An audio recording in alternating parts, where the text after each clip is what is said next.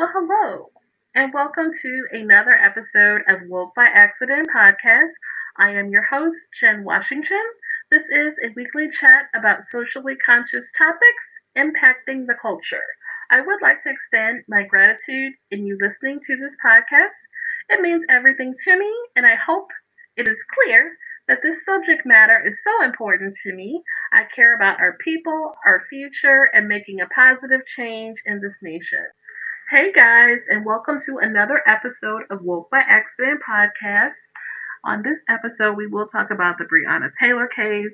It has been 6 months after the death of Breonna Taylor, and a huge settlement has been reached in the case. We will also provide an update in the Daniel Prude case. Next, there's a story out of Elm Grove, California about a black teenager that was harassed during a traffic stop. So we'll talk about that for a bit. Also, jogging while black. We have another case of jogging while black, and this story comes out of Queens, New York. So we will talk about that.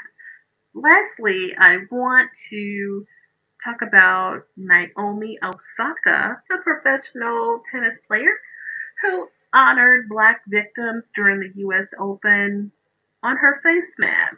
So that's pretty cool. We'll talk about it. So 6 months after the death of Breonna Taylor and months of protests that turned her name into a national slogan against police violence, city officials have agreed to pay the family $12 million and institute changes aimed at preventing future deaths. So this agreement settled the wrongful death lawsuit brought by Breonna Taylor's family. Now, if you recall, we are still waiting for the Attorney General investigation to be complete. So we're expected to have those results soon, which will determine if charges are going to be brought. According to the New York Times, if no charges are brought or if charges are minor, the settlement announced this week may be the closest Breonna Taylor's family comes to justice. What do we think about that?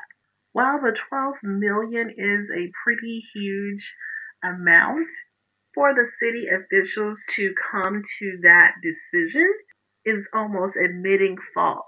So why not take the accountability in the proper manner and hold someone accountable? The police officers who shot Breonna Taylor should be held accountable. Let's listen to a clip that talks about the police reform items. A major development in the killing of Breonna Taylor. Attorneys for Taylor's family say they have reached a settlement with the city of Louisville, Kentucky. That settlement includes a financial agreement and police reforms. $12 million in a settlement, a civil settlement for Breonna Taylor, but the lawyers and the mom and everybody there making it clear that this fight is not over. They did announce, though, that along with that civil settlement, there are a number of police reforms, including a housing credit for officers to live in low-income housing, to live in the communities that they police, creating a program to include social workers for assistance on police runs, commanding officer to review search warrants before the officer seeks a judicial warrant. Those are some pretty serious reforms for the police department. This police reform is huge. If you look at the language in these changes, it will make a significant difference, and it will possibly prevent other lives from being lost. Moving on to the Daniel Prude case, the city of Rochester released a 323-page preliminary report into the Daniel Prude case. Now, for those unaware, Daniel Prude was the 41-year-old African-American man who died as a result of being restrained by the Rochester Police Department. They covered his head with a spit hood. They placed a knee on his back. Daniel Prude was having a mental episode, and due to the erratic behavior, They responded in a poor way, unfortunately, and he died 7 days after the incident. So, the most shocking piece of information that came out of the report was a police report from the incident that had Daniel Prude's name circled with a note that says, "Make him a suspect." And so, this, along with the fact that this video body camera footage didn't come out until several months later, because this incident occurred March 23rd, 2020, and we're just now seeing it now. So it appears to uncover that this incident was a police cover-up of pretty crucial information related to the incident.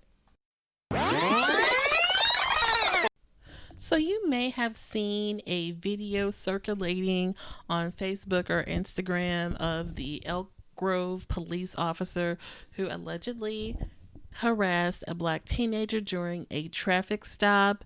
The teenager's mother, Stacy Harvey Slocum, can be heard on the video shouting at the police officer to give her son a ticket for the alleged traffic violation, and the mother became highly offended when the officer asked if the son was on parole or probation. Although the son provided his identification and complied with the request, the mother made several comments that this is a simple traffic stop, and the officer refused to just hand over the ticket. She called for backup. She had her hand on her pistol in a manner as though the son was being aggressive. And so we have this incident. I do have a clip for reference. Elm Grove police released body camera video of a traffic stop that is now getting national attention. An officer is being accused of harassing a black teenager. The 19-year-old was pulled over after they say he ran a stop sign when this happened. Do you understand how violent you're being right now? I'm being violent? Mm-hmm. You're being verbally aggressive, yes. No, I'm not being verbally aggressive. You will not change this up. You will not create the narrative here that we've been seeing on the news. If he ran a stop sign, that's what you're saying, we will happily take the ticket. Okay. But I will not allow my son to stand here in front of you with your hand on your gun. That will not happen. Elm Grove police released that video overnight, along with dash cam video from the officer's patrol car and a statement from police saying that they are going to investigate.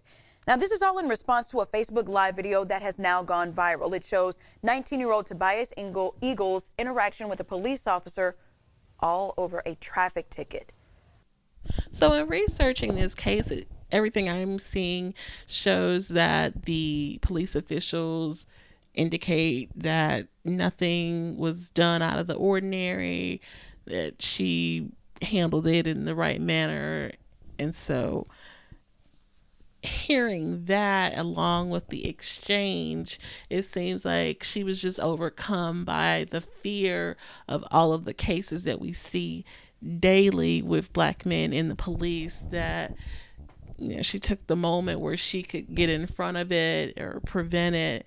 It didn't seem as though it would escalate that way, but this is an example of the trauma that we feel as a result of seeing these types of cases.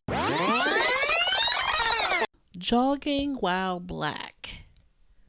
A 37-year-old black woman, Tiffany Johnson, was jogging in Queens when an unknown woman approached her, threw a glass bottle at her, and shouted a racial slur, and then continued to yell at the victim. As a result, the NYPD Hate Crimes Task Force is investigating. The incident was filmed, so authorities are hoping surveillance video will lead to an arrest. In my last story, I do want to shout out Naomi Osaka, who is a professional tennis player. She's a 3-time Grand Slam singles champion. She paid tribute to black victims on her face mask at the U.S. Open. In each of her 7 matches, she wore a face mask covering, displaying the name of a different black victim of police or racist violence in the U.S., from Breonna Taylor, Tamir Rice. She even had Trayvon Martin, Ahmaud Arbery, George Floyd, and Philando Castile. So I thought that was pretty cool to represent the movement in that way. So salute to Naomi Osaka. So at this time, we're going to go ahead and conclude this episode. I would again like to thank you for listening to Woke by Accident, and we would also like to invite you to follow us on our social media. On Instagram, it is Woke by Accident Podcast, and on Twitter, it is Woke by. Again, we are available on all the platforms for podcasts. Please subscribe, rate, share, like, tell a friend. We do appreciate the feedback and the support. And every time you listen, we greatly appreciate it. Thanks again and take care.